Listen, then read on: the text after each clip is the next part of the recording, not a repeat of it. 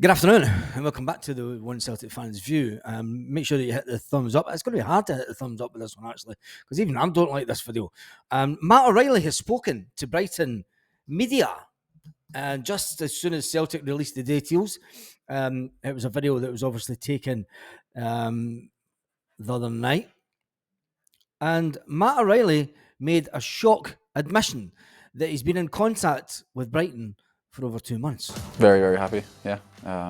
Like you said, definitely taken a while and got a little bit stressful like the last couple of weeks, if I'm being honest, because I think the talks were ongoing for a good couple of months, but I'm just really happy to be here now. This one? Yeah. It's good, maybe. This? When did you find out about the interest, and then at what point did you think that's the place I want to go?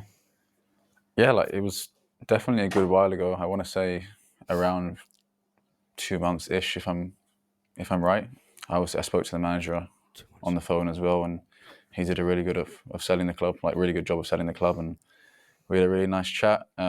He told me where I'd fit in terms of the structure, and I spoke to a lot of people in regards to just like the whole feel about the place and the people, and I got the impression that everyone was really, really nice, and that's something I like being a part of, you know. When you spoke to the manager, what did he say to you, or how did he sell it to you?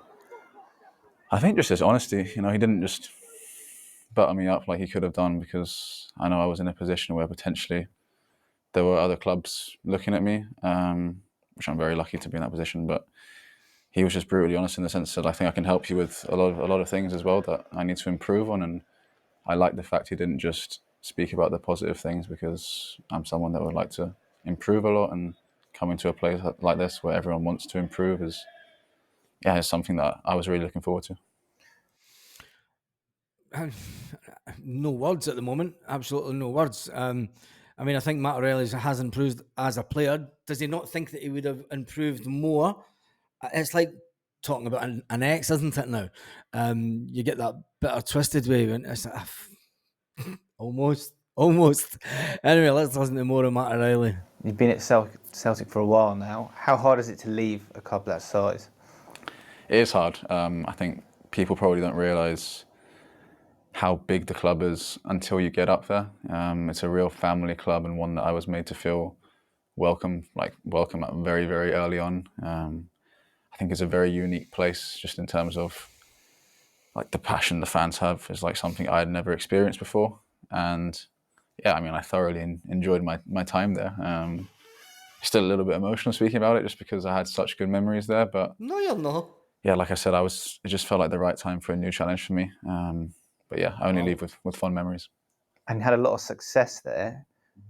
How much can that help you coming here, like bringing that kind of mentality to Albion?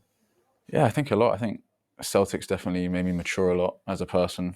You need to win every single game. If you don't win every single game, even if it's against strong opposition like Rangers, then it's an absolute disaster. So like, you really have to be on it, and I think that kind of relentless winning mentality has kind of set me up for the next challenge, which is here, and yeah, I hope I can bring some of that. What can the Albion fans expect for you on the pitch? We've all seen clips, we've all heard lots about you. Yeah. Lots of people have seen you. I think I'm a team player. I just want what's best for the team, so if I need to pass when I could shoot, I'll probably elect to do that more often. Yeah, I'll always give my best. I think that's all we can do as players, and yeah, off the pitch I'll try to improve as much as I can as well. But on the pitch, I'll try to give my best, try to create a lot of chances for the team, and help by doing that. And yeah, I'll just work my hardest. Let's hope that he does do his best for the team, and let's hope that he gets a move in 2 years' time, and let's hope that Celtic have got a 30% selling clause so that it makes us even more money. That's all I want to say about Matt O'Reilly. Tell me what you think in the comment section about that. I think the annoying thing of Matt O'Reilly's comment that he was in touch with them 2 months ago is the Celtic board have not acted quick enough. Brendan Rodgers said yesterday that he thinks that we should have acted quicker in the transfer. The people upstairs at Celtic must have known. They must have known that Matt O'Reilly was in talks, or he'd had discussions. They obviously had been in with the club and been in talks with the club a long longer than what they've suggested. Matt O'Reilly speaking to the manager, he's obviously going to say to Brendan, surely. I mean, a player doesn't just get a phone call from an opposing manager, and that's tapping up. Do you know what I mean? So that is something that needs to be, and it just makes the whole situation of this transfer window even more bizarre, even more.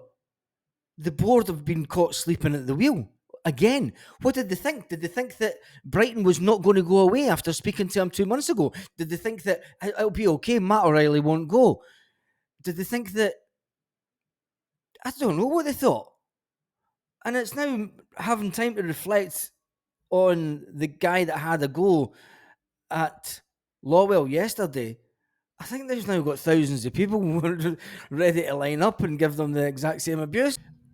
Now the thing is, it looks even more like Celtic are scrambling around at the end of the transfer window, trying to pick up bargain players and trying to do their business. It's been suggested today that, suggested late last night, that the Lazio winger Gustav Eikeson, or however you pronounce it, will not be coming to Celtic. Celtic didn't even put in an offer. So let's just leave it at that. Celtic didn't even put an offer in for the 23-year-old, but he has suggested that he wants to stay at Lazio. Do we really want a Lazio player? Celtic made an inquiry about the player, but they've not followed it up with interest, it says. In other news, there's been talk also coming out of down south. A Crystal Palace reporter has said that Celtic are interested in re-signing not Kieran Tierney, but Odsonne Edouard. They are interested in re-signing Odsonne Edouard. An exclusive understands that Celtic are interested in a reunion. Then we'll go to the reunion in Rosyth. It's an old school rave night. It's fantastic. If you haven't been to it, you need to go there. Anyway, it's the same place that Moyes used to be back in the 1990s. Crystal Palace striker Odsonne Edouard, the Frenchman, could become available with a deal being closer for an Arsenal player that they're after. They're trying to get rid of Odsonne Edouard at the club. It's hard to see French Eddie coming back, considering we spent $8.5 million on Adam Ida. If Kyogo, that means to me that Celtic are panicking that Kyogo might be sold before the end of the window. If we're making noises about getting Odsonne Edouard back at the club, and would you take him back? He's done nothing since he really left Celtic. Let's be honest. It's all fine and dandy coming here and scoring and that, but then he's went away. Can it work out for a second time? I've said that I don't really like players coming back for a second time. I don't think they're as effective, but can Brendan Rodgers work his magic with the same way that he did with the one and only Odsonne Edouard before? But the fact that Matt O'Reilly has moved to Brighton today, and he's shocked Celtic fans all around the world by telling us that he first spoke to Brighton 2 months ago. And it's been stressful for him over the last month because talks have taken so long. Is that down to Celtic or is that down to Brighton? For me, Celtic have known for the best part of 2 months now that Matt O'Reilly would be leaving the club. For us to not get in a replacement beforehand is negligent. For us to not get players in beforehand is complete negligence by the board. You cannot paper over the cracks. You cannot make this look any worse than it is. You can't make it look any better than it damn is, that's for sure. And as Celtic fans, we all want the best for the club. Brendan Rodgers wants the best for the club. The club, once again, have been caught sleeping at the wheel. It is as simple as that. It is as simple as that. They've been caught sleeping at the wheel. And it's not a good look, is it? I mean, even Brendan Rodgers laughed at the fact yesterday, will you get any of the money? You're having a laugh, aren't you? You're having a laugh. You're having a laugh, mate. You're having a laugh. Get any of the money from a Celtic transfer. Anyway, on that note, join me at 8 p.m. Celtic Park time tonight, where we can talk about this live. We can all get on the chat and we can all talk about it live and see exactly how our feelings are. And hopefully we might have made a signing or two by then. Not a chance.